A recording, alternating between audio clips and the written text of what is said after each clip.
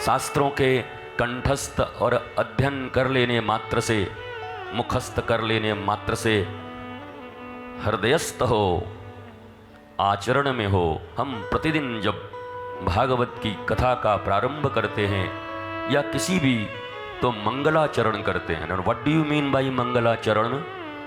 The सम श्लोक्स, कहीं से कोई श्लोक उठाया बोल दिया और यह मंगलाचरण हो गया, क्या मतलब है बताओ इसका? मंगलाचरण आप भी करते हो ना? मंगलाचरण का अर्थ क्या है? 4-5 श्लोक जिसके अर्थ भी आप नहीं समझते। बड़े बड़े विद्वान यहाँ बोल के चले जाते हैं, आप बैठे रहते हैं सकर। मुश्किल से मुट्ठी भर लोग यहाँ विद्वान जो बैठे होंगे, संस्कृत का पठन पाठन जिन्होंने किया होगा, अध्ययन किया होगा, उनको जाकर वो सारे शब्द समझ में आते होंगे। उसमें वैयाकरण क्या है, न्याय कहाँ आया, वो समझते होंगे। जन साधारण को तो कुछ पता ही नहीं। उनको पता है हाँ ये मंगलाचरण होता है, पर मंगलाचरण का अर्थ क्या है? मंगल हैं आचरण जिनके, ऐसे श्री कृष्ण। या मंगलाचरण, मंगल की तरफ ही जिनके चरण बढ़ चुके हैं, निरंतर चल रहे हैं, वो मंगलाचरण। वो मंगलाचरण अगर जीवन में उपस्थित हो तो नित्य निरंतर भारत के गांवों में, भारत के शहरों में, और वसुधैव कुटुंबकम का जो हमारा एक बुलंद आवाज़ है सनातन संस्कृति का, तो देश नहीं दुनिया के कोने कोने में मंगलाचरण होना प्रारंभ हो जाएगा। घर घर में मंगलाचरण होने प्रारंभ हो जाएंगे। ये है मंगलाचरण। तो बहुत सारे शब्दों के अर्थ हमें समझना है धीरे धीरे। माँ, हम 10 कथा सुने, 20 सुने, 30 सुने, 50 सुने, 70 सुने, 90 सुने, 100 सुने, 1500 सुने, 15,000 सुन लो, पर जीवन में प्राप्ति क्या है? ये वैज्ञानिक युग है। सभी कहते हैं साइंटिफिक, हम तो भैया वैज्ञानिकता के आधार पर सब मानते हैं। लॉजिक। तो अगर आपसे पूछेंगे कि आपने 500 भागवत सुनी, आपको क्या मिला, तो आप अहंकार में कह तो दोगे बहुत कुछ मिला, शांति मिली, विद्या मिला। आपको क्या मतलब? बोला ये आपका बोलना ही बता रहा है आपको क्या क्या मिला। योर वे ऑफ टॉकिंग, जिस तरीके से आप बात कर रहे हैं वही बता रहा है आपको क्या क्या मिला। और फिर अगर आपके घर की कहीं छानबीन कर दी गई, CBCID लगवा दिया जाए कि महाराज जी के घर के बारे में पता करो थोड़ा कि इनका क्या हालत है, तो सब पोल खुल जाएंगे आपके। नॉर्थ पोल, साउथ पोल सब खुल जाएंगे आपके, वापस आ जाएंगे।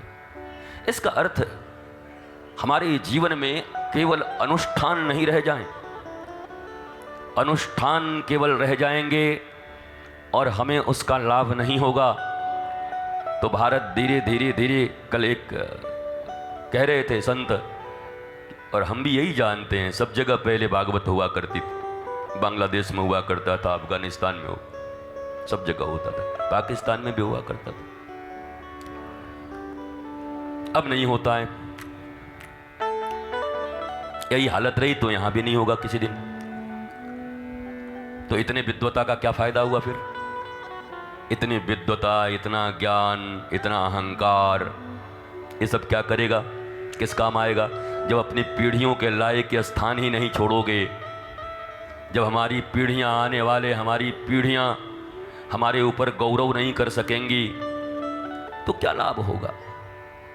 इसलिए पहला तो इस व्यासपीठ से यही होना है कि आपसी जो प्रतिद्वंदिता है और जो क्रिटिक्स बनकर हम भारत के सनातन संस्कृति के योद्धाओं से या उनकी सेवा कर रहे लोगों को हम क्रिटिक्स बन के देखते हैं, आलोचक बन के देखते हैं। ज़रूरत है आलोचना करने की नहीं। हाँ, इस पे भी निंदक नियरे राखिए, आंगन कुटी छवाए, ये सब मत बोला करिए।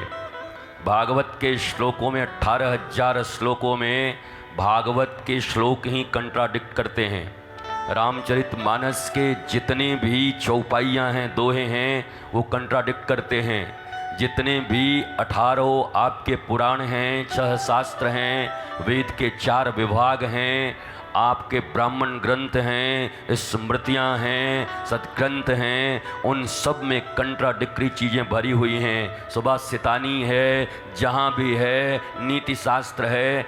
एक ही हमारे राजा वो पहले क्या लिखते हैं? श्रृंगार शतक।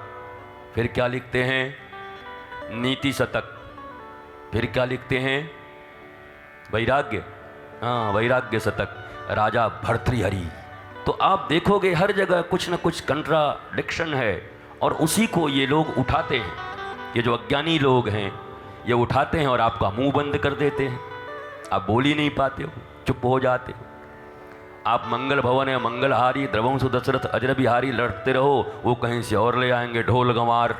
अब आओ उनके साथ लड़ो, करो बहस, तुम देते रहो उनको प्रमाण पर प्रमाण कि इसका अर्थ ये होता है, इसका अर्थ ये होता है, मानने को राजी ही नहीं है। ये तो चलो शब्दों के खेल हैं, पर प्रत्यक्ष रूप से देखोगे कहीं कहा गया है दान ही मूल धर्म है, दान से बड़ा धर्म कुछ नहीं है। कहीं कहा जा रहा है सत्य से बड़ा कोई धर्म नहीं है, कहीं कहा जा रहा है इससे बड़ा कोई धर्म नहीं है। हर जगह कंट्राडिक्शन है, एवरीवेयर। अगर किसी अपने आज के मैकोले की शिक्षा में बैठे हुए बच्चे को ये दे दो तो बच्चा कहेगा व्हाट इज दिस ममा, क्या है ये तो हर चौपाइयाँ कंट्राडिक्ट कर रही हैं एक दूसरे को। बाल कांड में कुछ लिखते हो, अयोध्या कांड में कुछ लिखते हो, लंका कांड में कुछ हो जाता है, उत्तर कांड में कुछ हो जाता है, सुंदर कांड में कुछ हो जाता है। यहाँ पर ऐसा लिखा, यहाँ पर ऐसे लिख रहे हैं, यहाँ पर कह रहे हैं यही सब कुछ है, बोला यहाँ पर यही सब कुछ है। शिव महापुराण में कह रहे हैं शिव जी से सब उत्पत्ति हुई है, देवी महापुराण में कह रहे हैं देवी से सब उत्पत्ति हुई है, भागवत में कह रहे हैं सच्चिदानंद रूपाए सबके उत्पत्ति के कारण श्री कृष्ण हैं। कैसे जवाब दोगे बच्चों को? आपके पास ज्ञान है, संतुष्ट कर पाओगे अपने ही बच्चों को? उनको एकेडमिक क्वालिफिकेशन मिली है, वो आपके विद्या के अनुसार पढ़ाइयाँ नहीं किए हैं, उन्होंने पढ़ाइयाँ की हैं अंग्रेज़ों की विद्या की। उनको कैसे संतुष्ट करोगे बताओ? और अपनी ही आने वाली पीढ़ी और बच्चों को संतुष्ट नहीं कर पाओगे तो ये दुनिया का राष्ट्र सेवा, दुनिया सेवा, समाज सेवा और ये मंगल का ढोंग करने से क्या लाभ है? इसके भी प्रश्न का उत्तर मिलना चाहिए, आना चाहिए समाज को। इसलिए समय बड़ा अनुकूल भी है और समय बड़ा प्रतिकूल भी है।